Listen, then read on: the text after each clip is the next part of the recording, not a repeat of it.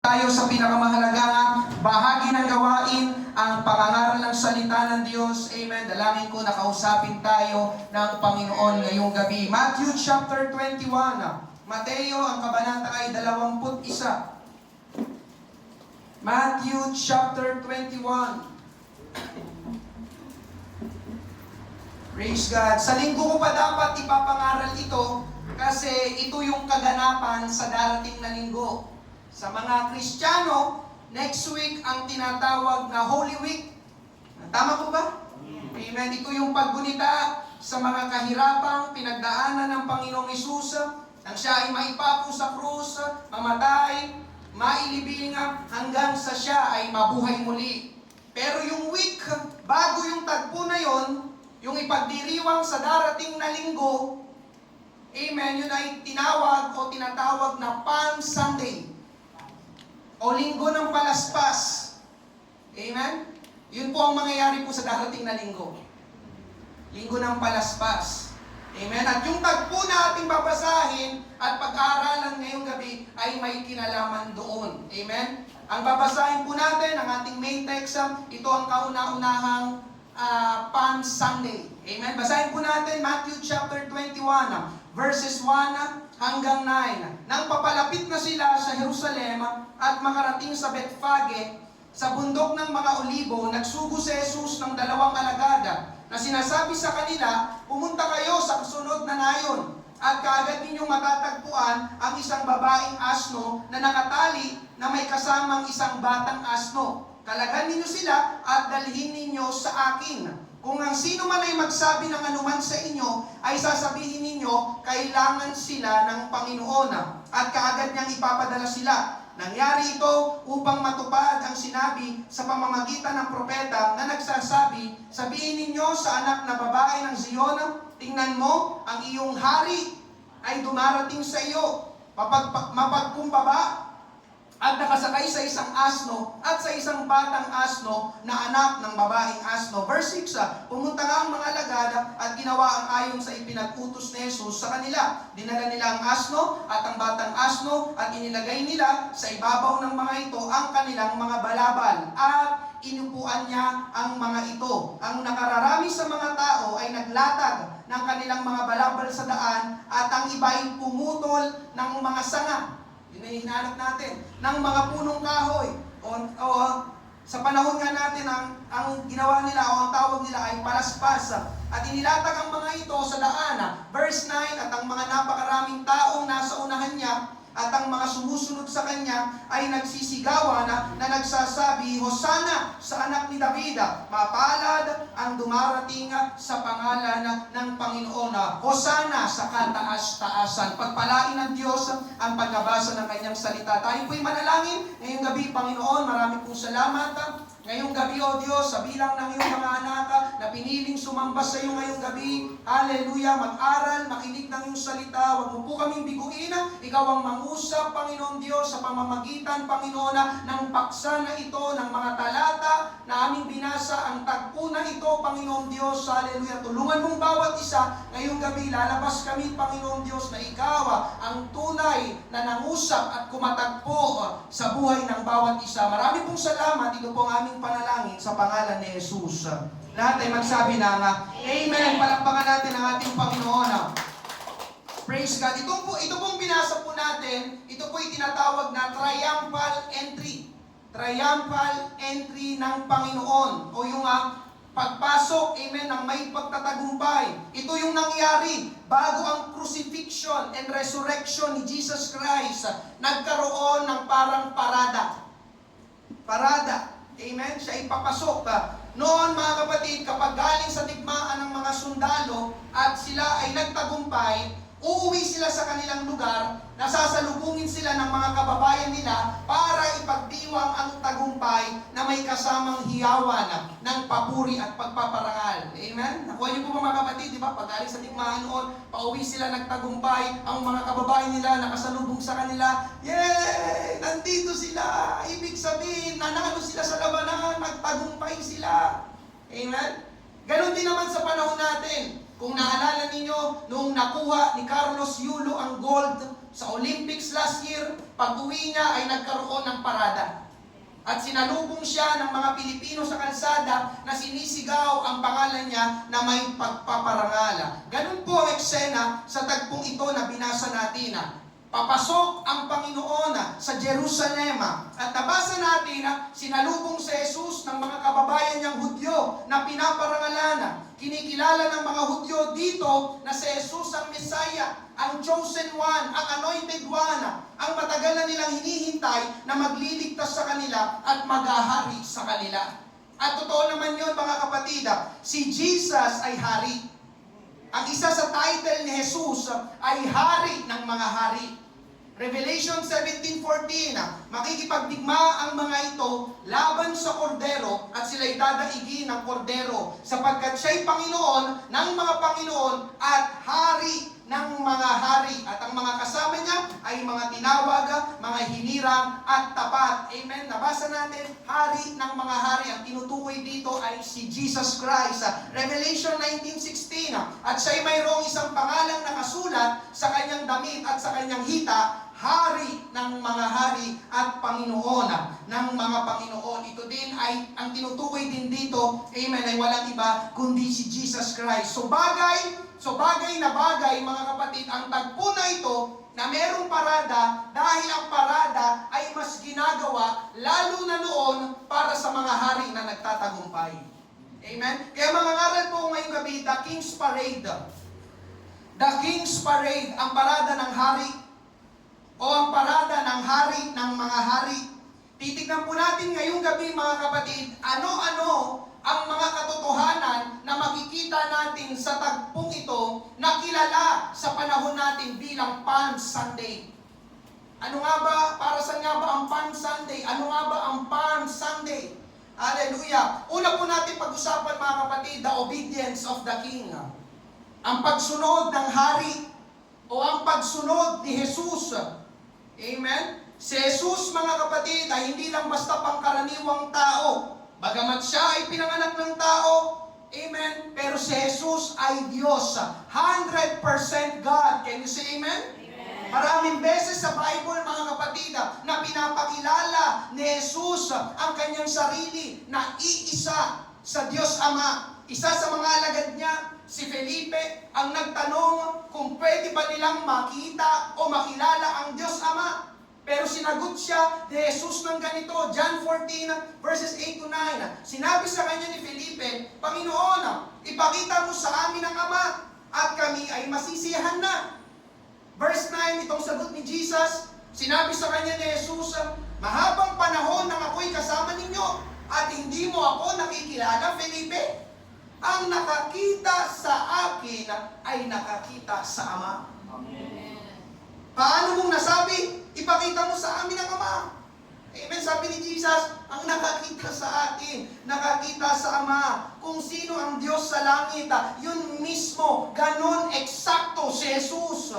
Amen. Si Jesus ang Diyos na nagkatawang tao. Jesus is God in the flesh. Nakuha po ba mga kapatid? Amen. Siya ay nagkatawang tao na parito sa lupa. Para saan? Anong dahilan? Una mga kapatid, para ipakilala sa tao kung sino ang Diyos. Dahil wala ng tao na nakakita sa Diyos ng mata sa mata. Pero salamat, dahil ang Diyos ay naparito sa lupa sa katauhan ni Jesus. Ikalawa mga kapatid, para ipakita sa tao kung ano dapat ang itsura ng relasyon ng tao sa Diyos. At ikatlo, mga kapatid, naparito ang ating Panginoong Hesus para ipakita sa tao kung paano dapat mamuhay ang tao. Amen? At isa sa pamumuhay ni Jesus nang siya ay nandito sa lupa na dapat nating gayahin at dapat nating gawin ay yung kanyang pagsunod sa Diyos. His obedience to God. Ang kanyang pagsunod sa Diyos. John chapter 6 verse 38. Sapagkat ako'y bumaba mula sa langit, hindi upang gawin ko ang aking sariling kalooban, kundi ang kalooban ng nagsugo sa akin. Nandito ang Panginoong Hesus, mga kapatid. Siya daw ay naparito sa mundo, naparito sa lupa, hindi para gawin kung anong gusto lang niya, hindi para gawin ang sarili niyang kalooban, kundi para gawin, amen, ang nagsugo sa Kanya, ang Diyos Ama. Ang Panginoong Hesus, mga kapatid, ay isang Diyos, amen. Subalit nang siya'y nagkatawang tao, amen, ipinapakita niya sa mga tao na dapat ang tao ay sumunod sa Diyos. Kaya sa ating main text, mga kapatid, amen, merong dalawang uri ng pagsunod ang ginawa dito ni Jesus. Una, mga kapatid, yung tinatawag na place of obedience. Merong tiyak na lugar ng pagsunod sa Diyos. Ulitin ko, merong tiyak na lugar ng pagsunod sa Diyos. Place of obedience. Ang sabi sa ating main text, balikan natin, Matthew chapter 21, verse 1, nang papalapit na sila sa Jerusalem at makarating sa Bethphage, sa bundok ng mga Olibo, nagsugo si Jesus ng dalawang alagad. Ngayon, mga kapatid, ang titignan natin dito ay yung unang bahagi, yung nang papalapit na sila sa Jerusalem o papasok na si Jesus sa Jerusalem. Ang Jerusalem, mga kapatid, ay isang significant place sa Bible, napakahalagang lugar. Ang Jerusalem, ang sentro at kapital ng Israel. At nandoon din sa Jerusalem ang templo. At naipangaral ko nga, mga kapatid, ang templo ay ang lugar kung saan nakikipagtagpo ang Diyos sa tao. Naalala niyo po ba? Church is the meeting place, amen, between God and man. Ang templo ay tahanan ng Diyos. Kaya kapag sinerch nyo, mga kapatid, tinawag ang Jerusalem na Holy City. At nandito, mga kapatid, sa ating konteksto, sa ating main text, papasok si Jesus sa Jerusalem. Bakit? Dahil yun ang lugar na pinapapunta sa Kanya ng Diyos. Jerusalem. Tingnan niyo po ang sabi, Matthew chapter 16, verse 21. Mula ng panahong iyon, ay pinasimulan ni Jesus na ipaliwanag sa Kanyang mga alagad na kailangang pumunta siya sa Jerusalem at magtiis ng maraming bagay sa kamay ng matatanda, ng mga punong pari at mga eskriba. Siya'y papatayin at muling bubuhayin sa ikatlong araw. At titignan natin ditong salita, mga kapatid, o pangungusap ay kailangang pumunta siya sa Jerusalem. Amen? Ulitin ko, kailangang pumunta siya sa Jerusalem. Kailangan. Ito ay Matthew chapter 16. 5 kabanata ang lumipas. Matthew chapter 21. Yun na yung ating main text. Anong nangyayari? Ginaganap na ni Jesus ang dapat mangyari. Matthew chapter 16, kailangan pumunta ni Jesus sa Jerusalem. Main text natin, Matthew chapter 21, papasok na si Jesus sa Jerusalem. Ano ibig sabihin, mga kapatid? Pinuntahan na ni Jesus ang dapat niyang puntahan. Jerusalem. Amen? So anong punto dito, mga kapatid? Kapag ikaw ay naglilingkod sa Panginoon, merong lugar ng paglilingkod sa Panginoon. Kapag susunod ka sa Panginoon, merong lugar ng pagsunod sa Panginoon. Kapag gagawin mo ang kalooban ng Panginoon, merong lugar ang kalooban ng Panginoon. God's will has an address. Nakalagay dyan sa inyong harapan. God's will, amen, has a location. Hindi kung saan-saan. Merong tiyak na lugar. Amen? At ang tiyak na lugar, mga kapatid, na gusto ng Diyos na papuntahin si Jesus ay sa Jerusalem. Hindi sa Samaria, yun yung mga lugar ng panahon nila, hindi sa Samaria, hindi sa Galilea, hindi sa Judea, kundi sa Jerusalem. Jesus, doon ka pupunta sa Jerusalem. Amen? Kaya ang mahalagang katanungan, mga kapatid, na dapat nating sagutin ngayong gabi, amen, na nandyan din sa inyong harapan, where does God want you to be? Where does God want you to be? Saan gusto ng Diyos na naroroon ka? Amen? Tayo ba ay sumusunod sa lugar na gusto ng Diyos na tayo ay naroroon? Katulad ngayong gabi, mga kapatid, saang lugar gusto ng Diyos na tayo ay naroon? Amen? Kaya kung nasaan tayo ngayong gabi, mga kapatid, tayo ay nasa tamang lugar. Because God's will, amen, has a location. God's will has an address. Merong tiyak na lugar, amen, na gusto ng Diyos na ikaw ay pumaroon. Lalo na kung gusto mong gawin ang kalooban ng Panginoon. Lalo na kung gusto mong maglingkod at sumunod sa ating Panginoon. Ang Panginoong Isus, mga kapatid, siya ay sumusunod sa Diyos, amen, dahil siya ay nasa lugar kung saan gusto ng Diyos siya ay naroroon. Amen po ba? Amen? At ikalawa, mga kapatid, hindi lang lugar ng pagsunod ang sinunod dito ni Jesus. Siya ay papasok sa Jerusalem, praise God. Pero ikalawa, mga kapatid, pati ang plano ng Diyos ay sinunod ni Jesus. Merong parada. Amen? Ito ay title, The King's Parade. Papasok si Jesus sa Jerusalem. Pero anong meron sa Jerusalem? Para mamasyal? May family gathering? Naimbitahan siya sa salo-salo? May birthday party? Hindi, mga kapatid. Ang sabi sa binasa natin kanina, pakibalik, Matthew 16:20, 21 yan. Kailangan pumunta siya sa Jerusalem para saan? Para magtiis ng maraming bagay sa kamay ng matatanda ng mga punong pari at mga eskriba. Siya'y papatayin. Jesus, I want you to go to Jerusalem. Why, God? Para patayin ka. Nandiyan pa po ba kayo?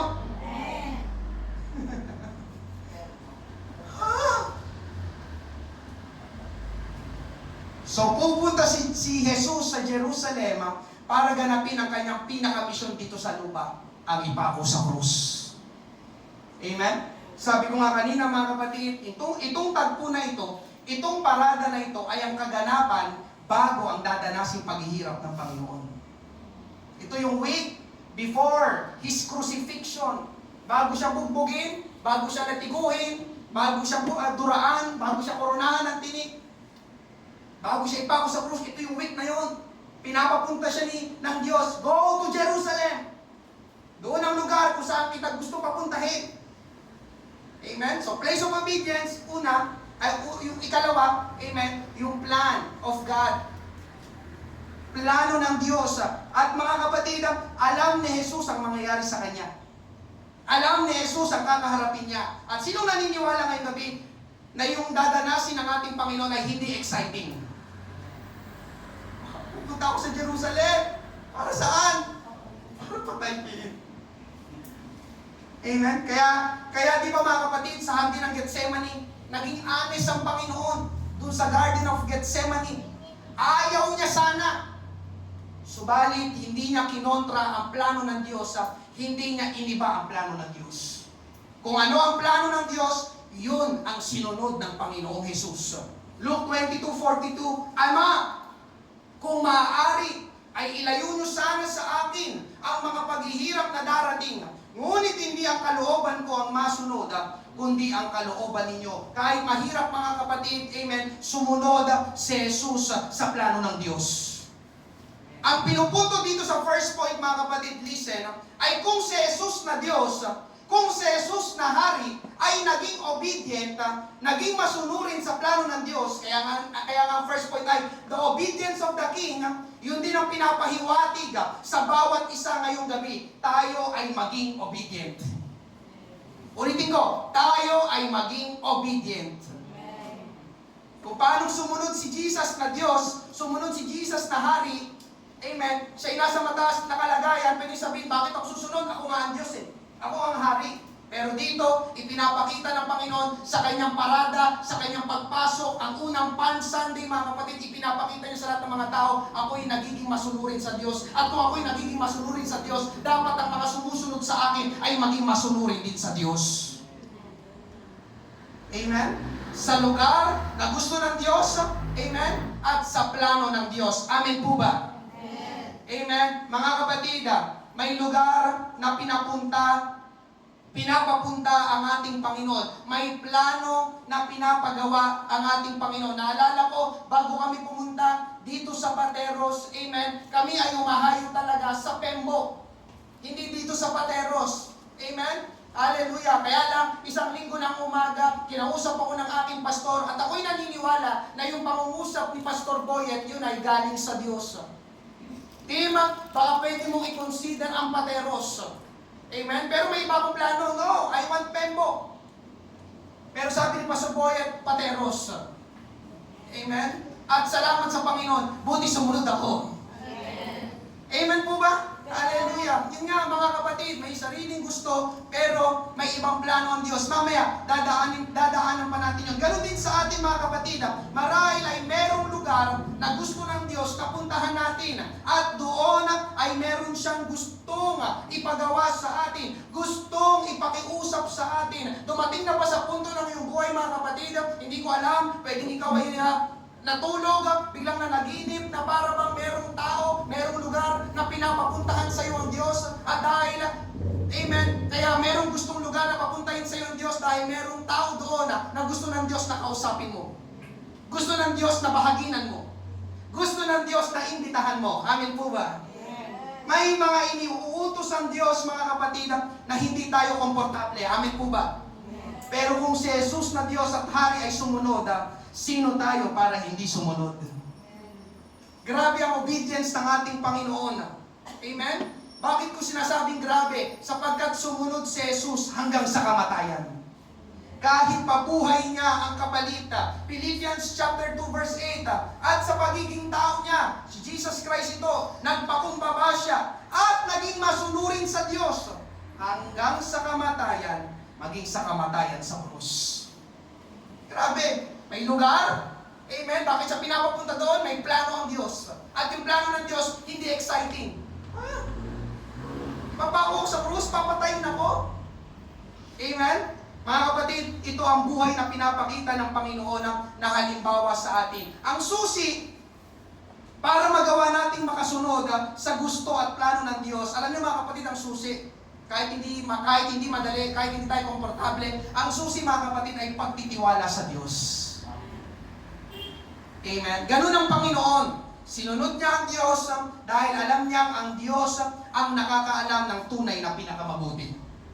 Kung saan siya mapapabuti at kung paano siya mapapabuti. Pinagtiwalaan niya ang Diyos. At alam niyo ba mga kapatid, dahil sa pagsunod ng ating Panginoon, hindi lang siya ang napabuti, kundi ang lahat ng tao ay napabuti. Bakit ko nasabi? Dahil ang pagsunod ng Panginoon hanggang sa kamatayan dun sa krus, ikaw at ako ay naligtas.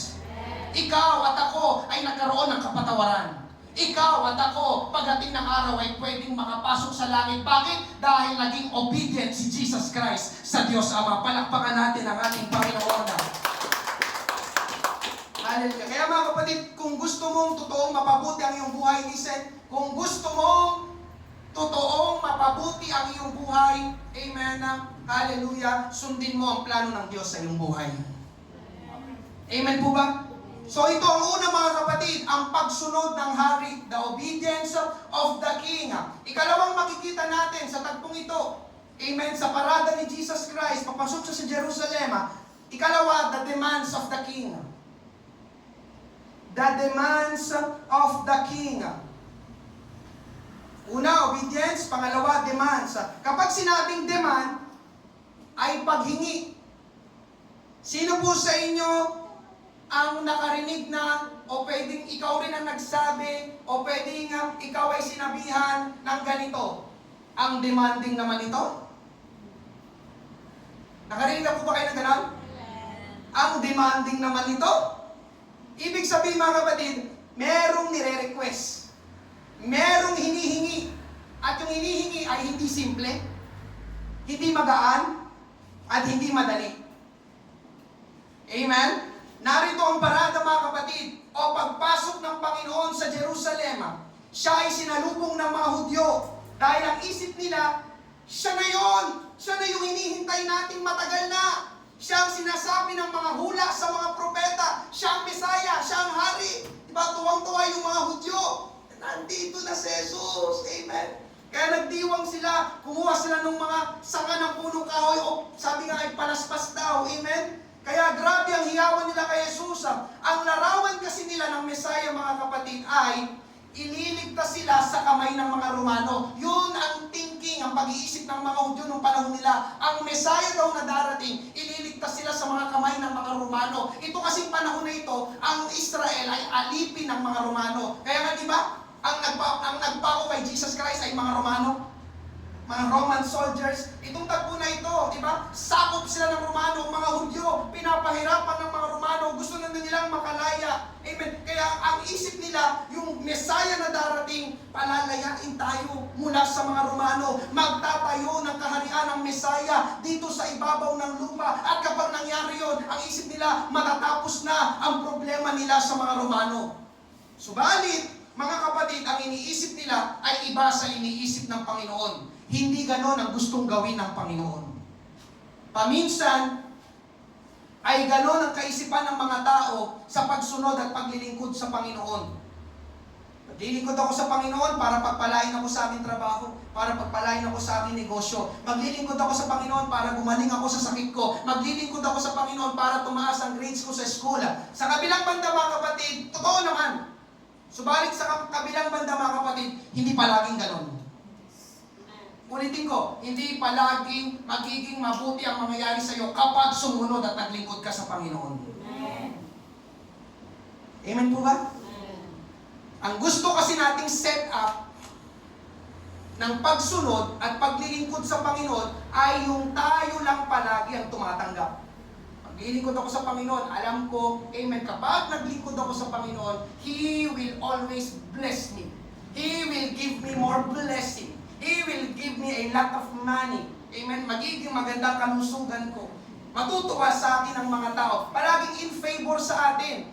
Amen. Ang gusto ng mga tao, amen, ang tao ang palaging nakikinabang. Ang tao palagi ang pinagpapala na para bang ang Diyos ay bigay lang ng bigay sa atin kung anong gusto natin.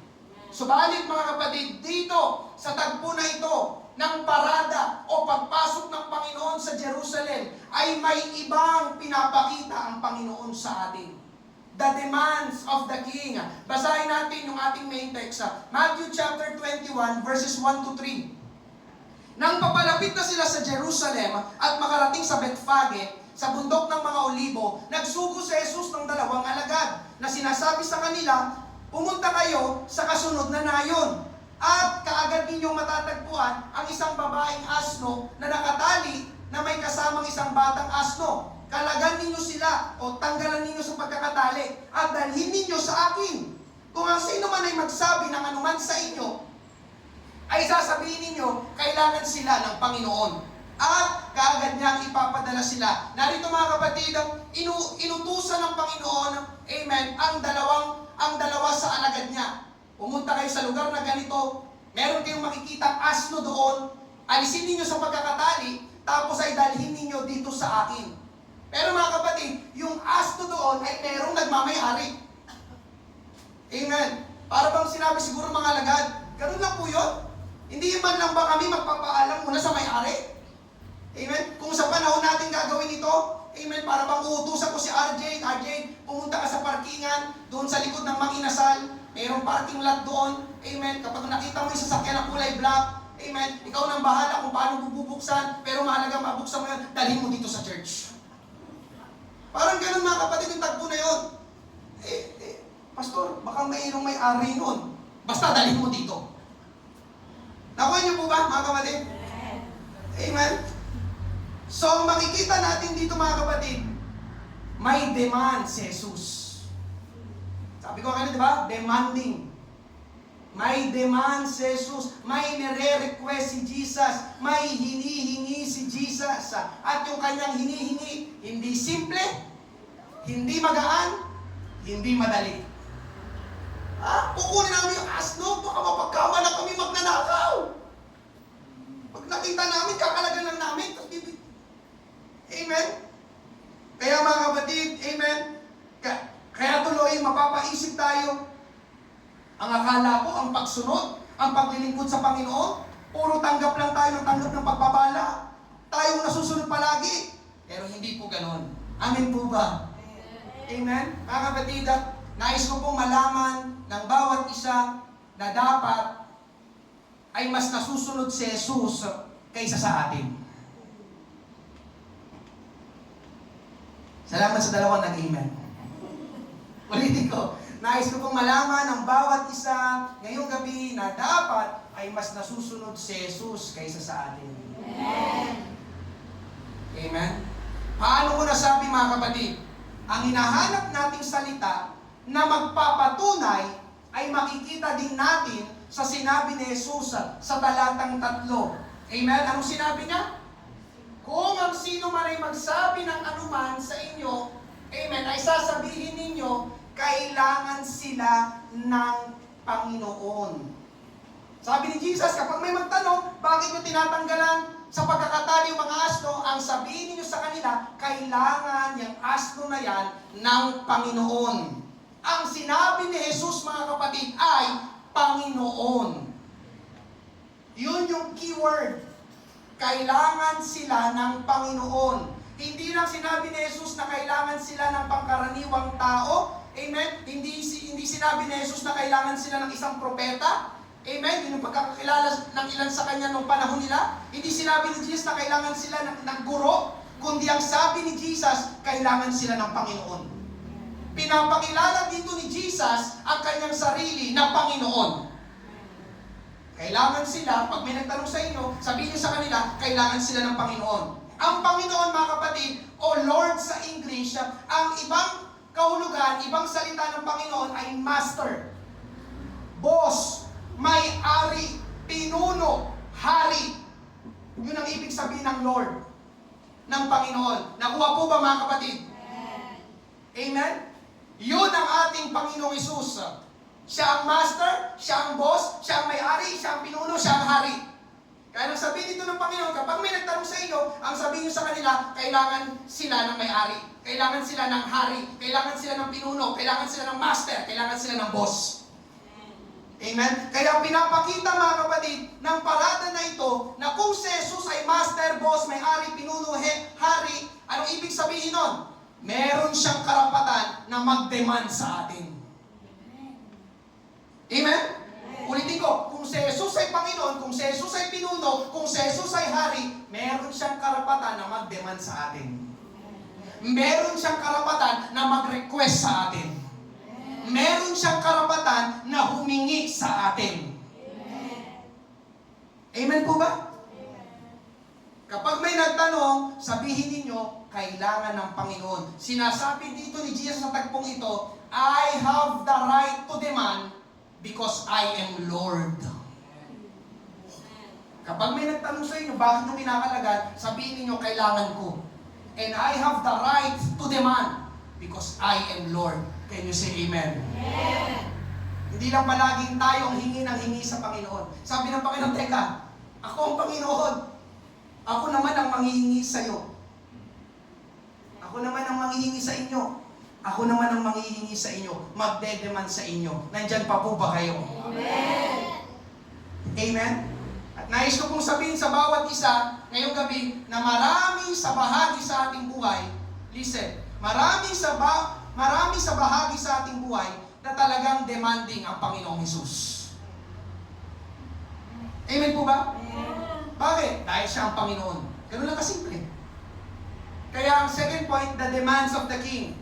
At hindi ito magandang balita sa ilan sa atin, pero ito ang pinupunto ng tagpo na ito. Jesus is making demands, Jesus is making requests to His disciples. Ngayon mga kapatid, kung si Jesus ang Panginoon at Hari, kung si Jesus ay kinikilala at tinuturing mo na Panginoon at Hari, si Jesus ay magde-demand sa iyo.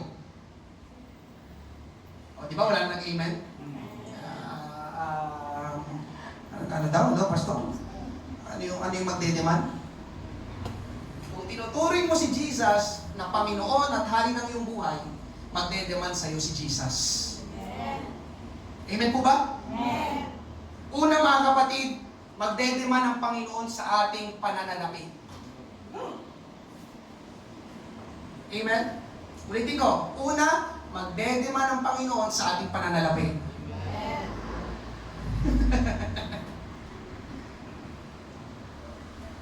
Pastor, grabe yung grabe yung preaching na yan demanding talaga ang Panginoon, Pastor. Amen? Andiyan pa po ba kayo? Amen. Malakay chapter 3 verse 10. Alam na natin, dalhin ninyo ng buong buo ang inyong mga ikasampung bahagi sa tahanan ng Diyos upang matugunan ang pangangailangan sa aking tahanan. Subukin ninyo ako sa bagay na ito kung hindi ko buksan ang mga bintana ng langit at ibuhos sa inyo ang masaganang pagpapala. Ito ay, oy, sabay hindi na alam. Ito ay, anong tinutukoy din sa talatang ito? Ano yan? Ano? Nanay nung isa? Ikasampung bahagi. Sabay hindi na natin alam. Ano yan? Ano yan? Yung mga nakita? Tithes na naman. Amen po ba? Amen. Di naman, bigla tayo nagkamali siya bigla. Ano mo, 3 years kong inahamon yung tithes sa pagbibigay sa isang iglap, di na natin alam yung malaki 310. Amen. Mga kapatid, ito ay tithes. Amen po ba? Amen. Tinuin nyo mga kapatid kung gaano ka-demanding ang Panginoon, pansinin nyo sinabi, dalhin ninyo ng buong buo. Ganon ka-demanding. Andiyan pa po ba kayo? Nag-invento lang ba ako ngayong gabi? Dalhin ninyo ng buong buo. Ang demanding naman ng Panginoon. Kailangan talaga buong buo. Tithes is 10%. Di ba po ba kayo? Kaya nga ikasampung bahagi. Hindi ang tao ang nagtakda o nagset nun, kundi ang Diyos ang nagtakda nun. Buong buo. Ibig sabihin mga kapatid, ng buong buo, hindi 9%, hindi 8%, hindi 7%, kundi 10%. Amen po ba? Hindi madali ang demand. Tama po ba? Madali ba yung demand? Hindi magaan ang request. Ako ang nagpagod, ako ang nagtrabaho. Bakit ko naman ibibigay ang 10% sa Panginoon? Pero ngayong gabi mga kapatid, sino ang Panginoon? Si Jesus ang Panginoon. Amen. At dahil siya ang Panginoon, meron siyang karapatang mag-demand. Andiyan pa po ba kayo? Listen, hindi ito maunawaan ng mga hindi mananampalataya. Subalit ang mga totoong kinikilala na si Jesus ang Panginoon ng kanyang buhay ay gagawin ang demand na ito. Pakinggan mo ito kapatid, ang totoong mananampalataya ay sumusunod sa Panginoong Jesus sa pamamagitan ng pagbibigay ng ikapo. Andiyan pa po ba kayo? Ikalawa mga kapatid, hindi lang pananalapi, magdedemand din ng Panginoon sa ating oras.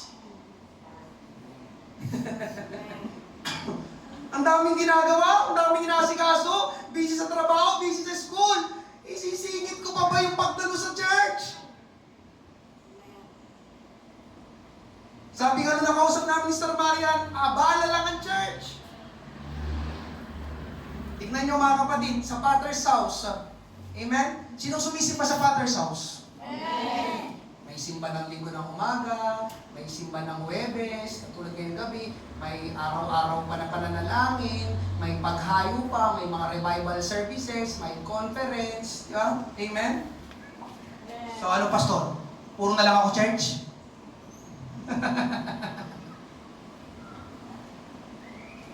Diyan pa po ba kayo? Hindi madali ang demand. Hindi magaan ang request.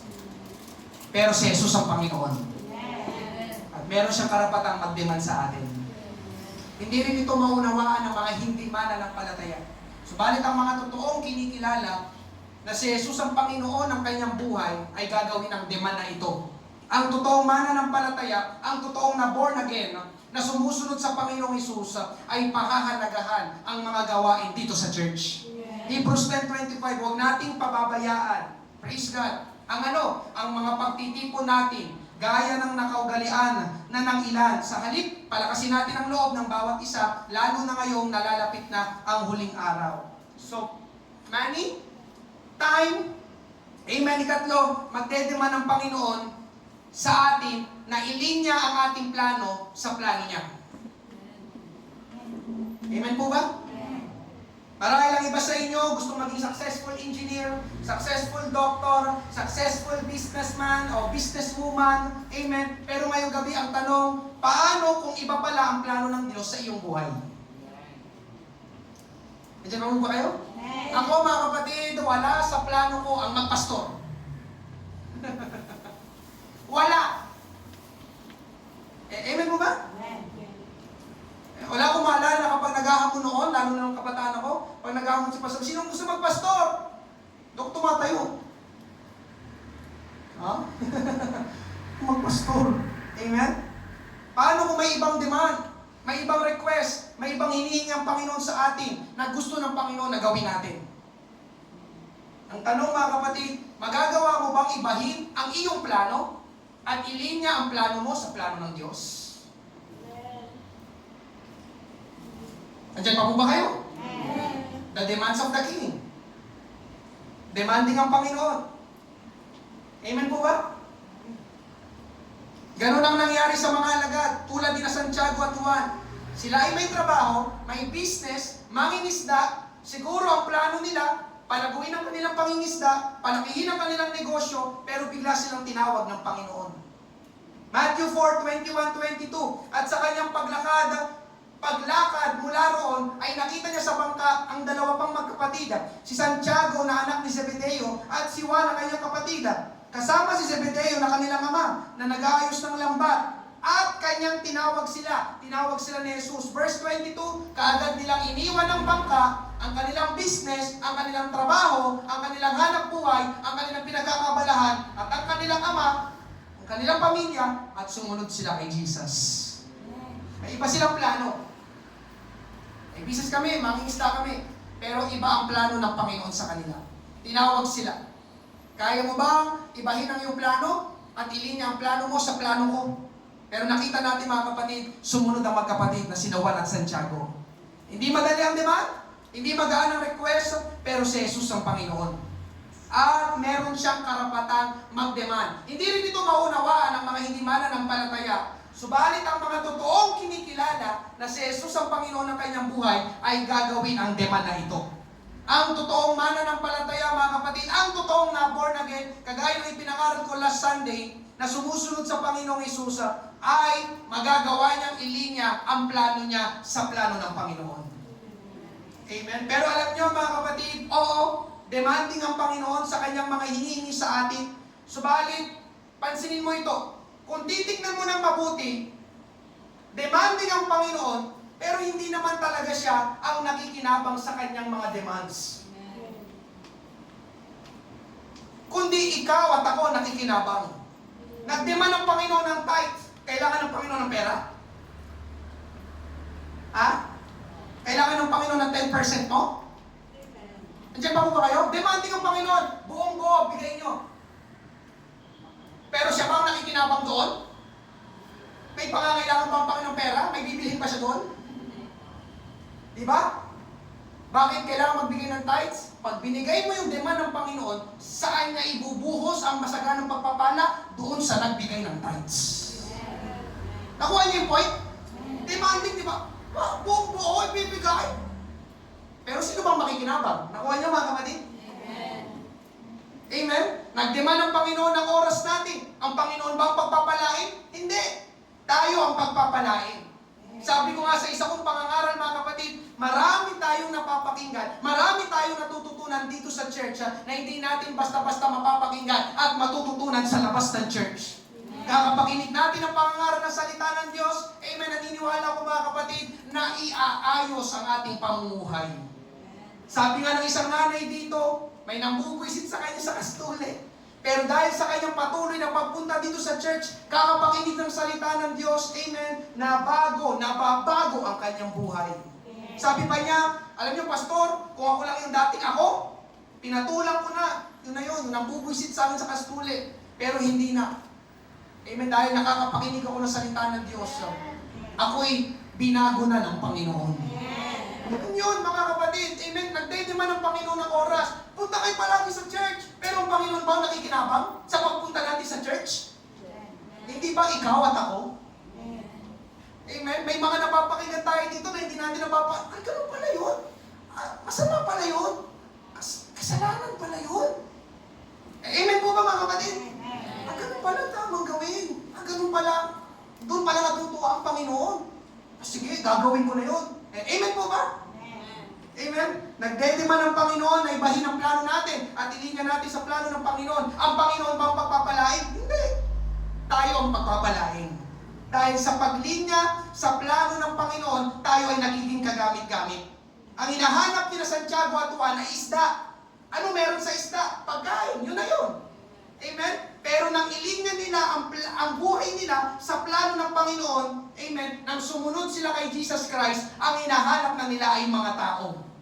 Mga tao na may kaluluwa, mga tao na magulo ang buhay, mga tao na problemado, mga tao na may hinahanap sa buhay, at sila Santiago at Juan, ang ginamit ng Panginoon para matulungan ang mga tao na yun noong panahon nila. Amen? Nakapagbahagi sila tungkol sa Panginoon, naging kagamit-gamit sila at nagkaroon ng layunin ng kanilang buhay. Hindi magaan, hindi madali ang demand ng Panginoon, subalit mga kapatid, listen, kapag binigay natin ang demand ng Panginoon, tayo talaga ang nakikinabang. Amen po ba? So una mga kapatid, the obedience of the King, the demands of the King. Ikatlo, panghuli na makikita natin sa paradang ito, ang unang Palm Sunday, worshiping the King.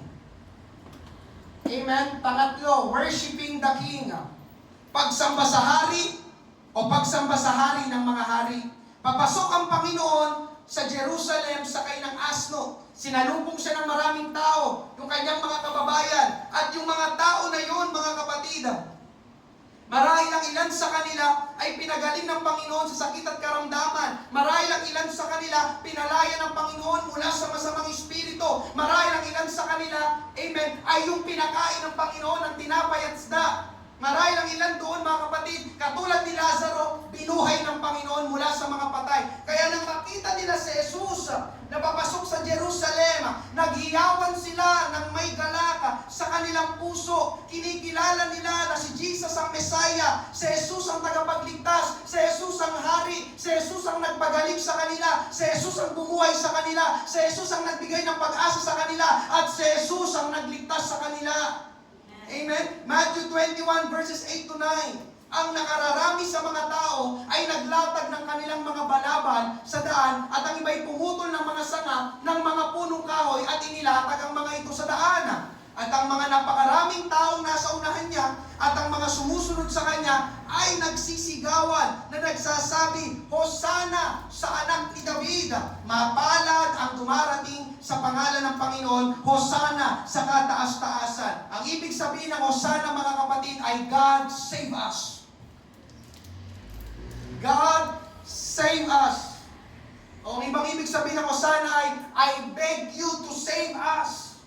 Ikiusap kami, iligtas mo kami, O Diyos. Amen? Pakinggan nyo ito, mga kapatid. Ang ginagawa ng mga tao dito ay hindi lang sila basta sumisigaw, kundi sila ay nagpupuri sa Panginoon. Hosana sa anak ni David! Mapalad ang dumarating sa pangalan ng Panginoon. Hosana sa kataas-taasan. Amen? Sila ay nagpupuri dito sa Panginoon. Ito ang kanilang pagsamba sa Panginoon. Worshiping the King. Wino-worship nila. Lord, hindi ko alam. Walang nabanggit kung yung mga tao na sumisigaw, merong pinagdadaanan na problema ng oras na ito, pero isinantabi nila kung ano man yung mga mahihirap na kanilang pinagdadaanan. Nakita nila si Jesus at kinikilala nila, itong Jesus na ito, karapat-dapat sa aking pagpupuri at pagsamba. Kaya nagsisigawan sila, mga kapatid. Amen? At ito ang gusto kong isingit ngayong gabi. Wala tayong mababasa sa tagpong ito na ang mga tao ay nagtinda ng palaspas.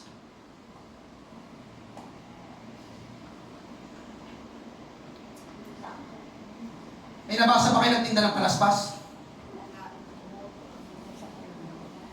May nabasa ba kayo nagtinda ng palaspas?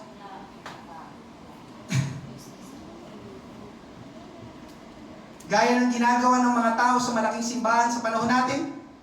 Kaya sigurado, mga kapatid, itong darating na linggo, makakakita na naman tayo ng maraming palaspas. Makakakita tayo ng maraming nagtitinda ng palaspas. At bumibili ng palaspas. Amen po ba? Pero bakit nga pa nagtitinda ng palaspas? Daanan ko lang ito, mga kapatid. Amen? Tama ba? Correct me if I'm wrong. Ayon sa pagkakarinig ko, kaya daw sila nagtitinda at bumibili ng palaspas dahil ang palaspas daw ay nakakapagtaboy ng masamang espiritu. Iyon po ba? Kayo po'y galing sa Catholic noon? Yun po ba? Iyon? Lalagay kami pinto. Yari. Okay. Kaya sinasabit daw, sabi na Nanay Luisa, sa labas ng pintuan, sa labas ng bintana, para hindi makapasok ang masamang espiritu sa loob ng bahay nila. Ngayong gabi mga kapatid, nais kong itama ang mali. Nais kong bigyan ng katotohanan ng kasinungalingan. Nais kong linawin ang kalituhan. Hindi iyon totoo. Ulitin ko, hindi iyon totoo. Dahil walang magic at walang kapangyarihan ang palaspas. Ang may kapangyarihan ay si Jesus Christ. Amen? Kaya kung meron kang gustong itaboy ng masamang espiritu, si Jesus ang kailangan mo, hindi ang palaspas. Nandiyan pa po ba kayo? Amen. Sakto, Palm Sunday, di ba? Sa Sunday. Kaya kung may bala kayong bumili, dinidiscourage ko na po kayo. Baka dalhin nyo dito sa church sa Sunday, Pastor. Palaspas ako. Okay. Pero bakit nga ba ginagawa ng mga tao na magbenta ng palaspas? Ang pinakamalapit na sagot ay business. Masakit mang pakinggan, pero business. Ginagawang negosyo ang mga pangyayari sa Bible na wala namang nakalagay sa Bible. Amen po ba? Amen. Nagbenta, may kita, may pera. Amen. Pero mga kapatid, hindi ganun ang nangyari sa unang parada ng Panginoon sa Bible. Kaya makikita natin ngayong gabi, hindi talaga, listen, hindi talaga unawa ng mga tao ang ginagawa nila tulad ng pagtinda at pagbili ng palaspas. Amen po ba? Amen. Okay, hindi talaga nila unawa. Amen po ba? Amen. Kaya, amen. Kaya masasabi ko talaga, napakarami talagang mga bulag pa rin hanggang ngayon. Amen po ba? Kaya magpasalamat tayo sa Panginoon sapagkat merong church na Potter's House dito sa Pateros na tinuturo at pinapangaral ang katotohanan ng salita ng Diyos. Amen? O, bigyan na yun, di ba? Yun nga nagde-demand ng Panginoon oras pumunta ka sa church, pero sa pagpunta mo sa church, may napapakinggan ka na katotohanan. Ganun pala yun. Wala pa ng kapangyarihan ng palaspas. Wala naman talaga. Amen mo ba? Tignan nyo yung bahay na mayroong palaspas. Ang gulo pa rin nila. Tama ba? Tama ba? O, tama ba? Sabi, di daw makapasok masamang espiritu. Hindi nga doon nga nakatira Peace. So narito mga kapatid, ang unang Palm Sunday. Ang ginawa ng mga tao ay nagpuri at sabihin natin sila ay sumamba sa Panginoon. Binibigay nila ang pinakamataas na karangalan, kaluwalhatian sa Panginoon. Dalawang bagay, makikita natin sa tagpong ito. Una, worship is a posture of life. Postura. Pag sinabing posture, tindig, tikas, ayos. Ang pagsamba, mga kapatid, nakikita dapat sa ating buhay. Ulitin ko, ang pagsamba, makikita sa ating buhay. Makikita natin yun sa verse 8, Matthew 21:8. Ang nakararami sa mga tao ay naglatag ng kanilang mga balabal sa daan at ang iba'y pumutol ng mga sanga ng mga punong kahoy at inilatag ang mga ito sa daan. Ang sabi ay naglatag ng kanilang balabal. Ang ibig sabihin nito mga kapatid, ang larawang pinapakita dito sa atin ay kung anong meron ako, ibinibigay ko sa iyo, Panginoon. Inilatag ko, ang balabal noon ay isang mahalagang kasangkapan noong panahon nila. Balabal. Halos lahat ng mga tao ngayon, meron silang suot na balabal. Pero pagpasok ng ating Panginoong Hesus, inialay, inilatag nila lahat. Amen. Kung ano man yung mga mahalaga sa kanila. Panginoon, maaari mong daanan yung mga mahalaga sa aming buhay. Ipinapakita nila na ang pagsamba sa Panginoon, ibinaba nila ang kanilang sarili. Amen po ba? Ibig sabihin pa, nung kanilang inilatag ang kanilang balabal, ibig sabihin ng Panginoon, pwede kang makialam sa buhay ko. Nilatag nila yung kanilang balabal. Dadaan ang hari ng mga hari, Panginoon ng mga Panginoon. Sasamba kami. Romans 12:1. Kaya nga, mga kapatid, nakikiusap ako sa inyo, alang-alang sa maraming pagkakataong kinaawaan tayo ng Diyos, ibigay ninyo sa Kanya ang inyong mga sarili bilang mga handog na buhay, banal, at kalugod-lugod sa Kanya. Tingnan nyo ang kasunod na sinabi, ito ang tunay na pagsamba sa Kanya. Ang tunay na pagsamba ay ihahandog mo ang iyong buhay sa Panginoon. Worship is a posture of life. Lord, this is my life. Pwede mong pakilamanan ang buhay ko. Nilatag nila yung kanilang balabal. Amen? Hallelujah. Ang Panginoon na ang masusunod. Panginoon, ikaw na ang masusunod sa akin, Panginoon. Ikaw na ang paglilingkuran ko. Ikalawa, worship is a vocal expression. Ang pagsamba ay nahahayag din sa ating bibig. Ibig sabihin, sinasalita. Matthew 21 verse 9, at ang mga napakaraming taong nasa unahan niya at ang mga sumusunod sa kanya ay nagsisigawan na nagsasabi, Hosana sa anak ni David, mapalad ang dumarating sa pangalan ng Panginoon, Hosana sa kataas-taasan. Mga kapatid, dito, sabi, nagsisigawan, sumisigaw ang mga tao. At hindi lang sila sumisigaw na, hindi ganon. May sinisigaw sila. Amen? Hosana sa anak ni David, mapalad ang dumarating sa pangalan ng Panginoon, may lumalabas na salita, tinig at tunog sa kanilang bibig. Kaya mga kapatid, sa ating pagsamba sa Panginoon, sangkot ang ating bibig. Ulitin ko, sa ating pagsamba sa Panginoon, sangkot ang ating bibig. Sa dinami-dami ng kabutihan na ginawa ng Panginoon sa iyo, sa dinami-dami ng pagpapala na tinanggap mo sa Panginoon, karapat dapat ang Panginoon sa ating malakas na pagpupuri sa Kanya. Amen. Hello ba? Amen? Hello ba bigla? Praise God. Ulitin ko, sa dinami-dami ng pagpapala na tinanggap natin sa Panginoon, karapat dapat ang Panginoon sa ating malakas na pagpupuri sa Kanya. Kaya alam niyo mga kapatid, listen, kapag may gawain, huwag kang magpalit. Ulitin ko, kapag may gawain, huwag kang magpalit. Bakit? Dahil ang unang ginagawa sa service ay praise and worship. Nandiyan pa po ba kayo? Ikaw ang tinutukoy ko, huwag kang magpalit. Yun ang tamang oras na umawit tayo ng papuri sa Panginoon. Binabaliwala, praise and worship lang naman yon.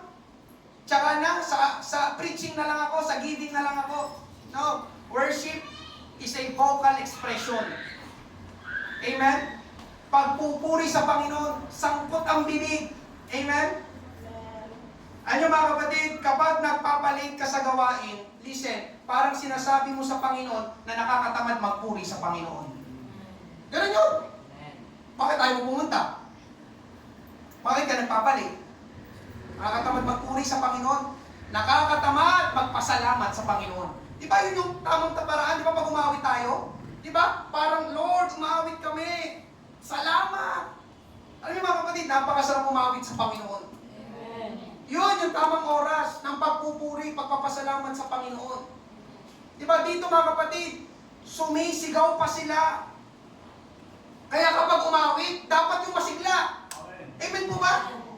Hindi yung parang may lagnat ka. Taas.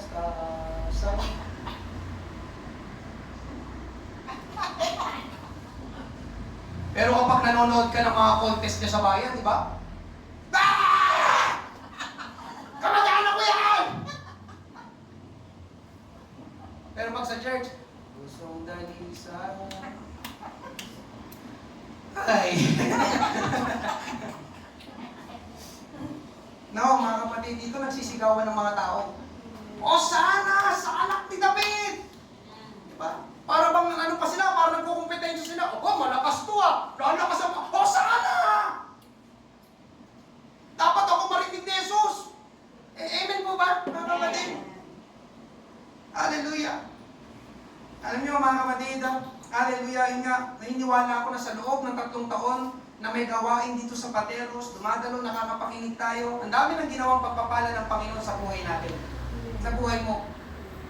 Kaya kapag may gawain, lalo na yung praise and worship, yun, umawit tayo ng malakas na masigla. Pumalakpak na may gana. Amen po ba? Kapag nanonood ka ng mga pageant, di ba? Pero bating naman yung pinapalakpak mo.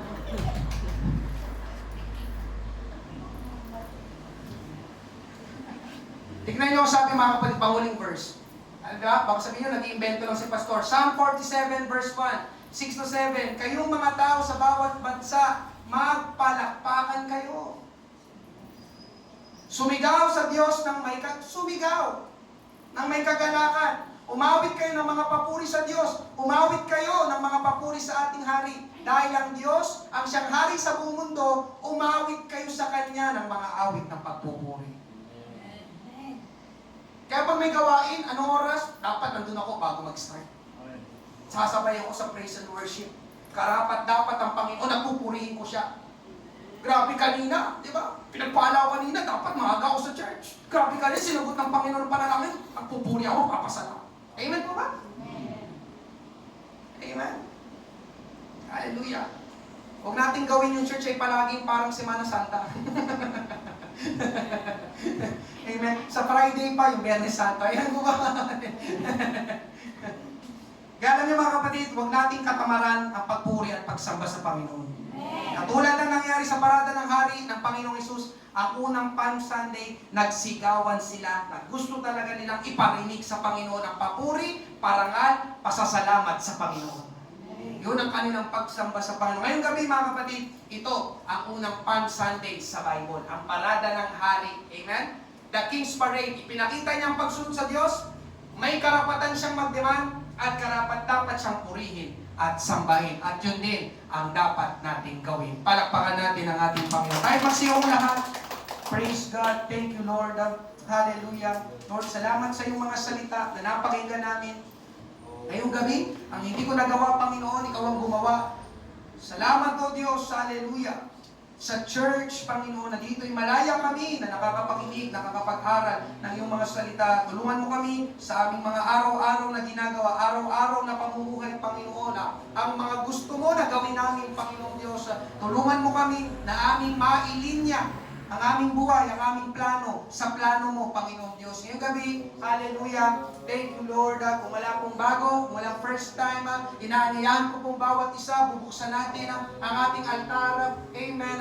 Nandito ang ating Panginoong Hesus, the King's Parade, hallelujah. May gustong gawin ng Panginoon, ipinakita sa atin ng Panginoon, hallelujah, ang mga katotohanan, ang larawan ng unang Palm Sunday sa Bible. Tayo po'y manalangin, lumapit tayo sa harapan. Awitin natin pusong dalisay. Thank you, Lord. Thank you, Jesus. We give you glory, we give you praise. Thank you, Lord. We give you glory. Maraming salamat, Panginoong Hesus. Tulungan mo kami, O Diyos. Bigyan mo kami, Panginoon, ng pusong handang sumunod sa iyo, Panginoon. Kung ikaw, Panginoong Hesus, ay sumunod, turuan mo din kaming sumunod, Panginoon Diyos. Hallelujah. Lord, tulungan mo rin kami, bagamat hindi madali, hindi magaan, ang iyong mga hinihingi, ang iyong mga demand, Panginoon Diyos. Pero ang dapat namin makita, Panginoon Diyos, ay ang whole picture, ang buong larawan, Panginoon Diyos, na hindi naman ikaw ang nakikinabang sa iyong mga demand, kundi kami rin, Panginoon Diyos. Hallelujah. Thank you, Lord. At ngayong gabi, Panginoon Diyos, tulungan mo kaming sumamba sa iyo. Hallelujah. Huwag namin baliwalain ang mga pagpupuri, Panginoon Diyos, ang praise and worship, Panginoon Diyos. Ibigay namin ang aming sarili sa pag-awit, Panginoon, ng buong puso na may kagalakan sa iyo. Hallelujah. We give you glory, we give you praise.